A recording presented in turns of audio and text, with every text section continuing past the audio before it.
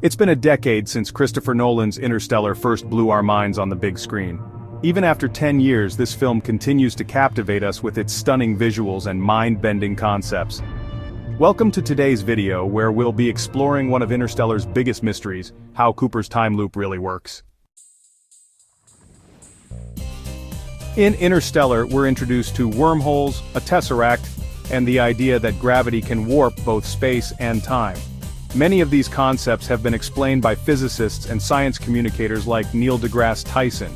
However, one question remains: how did Cooper, inside the Tesseract, help his past self find NASA if that discovery was what made him an astronaut in the first place?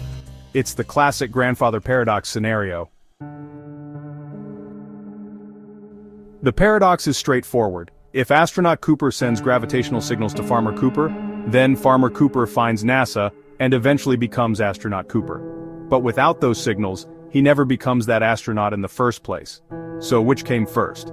The film hints at a solution using gravity, the Tesseract, and a concept we all know as Murphy's Law, stating that anything that can happen will happen. Let's break it down further. Imagine there's an original timeline where Farmer Cooper does not receive any coded coordinates.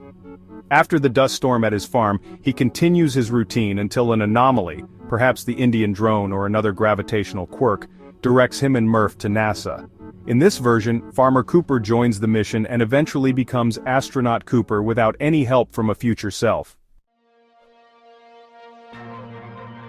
Once Cooper enters the Tesseract, he's given access to a specific point in time, young Murph's bedroom. He tries to prevent himself from leaving Earth, but every attempt fails because the loop is inevitable. If Farmer Cooper never left, humanity wouldn't be saved. Realizing this, Cooper does the next best thing. He sends the crucial coordinates back to himself, ensuring that Farmer Cooper's journey to NASA happens faster and more decisively. It's a self-consistent loop, not a contradiction, because both Farmer Cooper and Astronaut Cooper rely on each other's existence in different points of the timeline. So where does Murphy's Law fit in? The film plays on the idea that anything that can happen will happen, especially under the influence of these five-dimensional beings who've created the Tesseract. It's all about inevitability. Even if Cooper tries to change the timeline, the events realign themselves to reach the same outcome. That's the genius of Interstellar. It's a loop that closes perfectly on itself.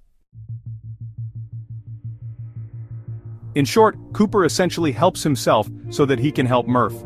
There's an original impetus that gets him to NASA the first time, and then the loop locks in once he's inside the Tesseract.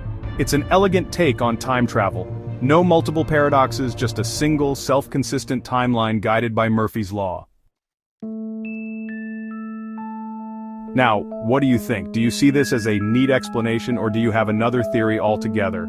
Leave your thoughts in the comments, and if you enjoyed this deep dive, hit that like button and subscribe for more discussions on Interstellar and other mind-bending films. Thanks for watching.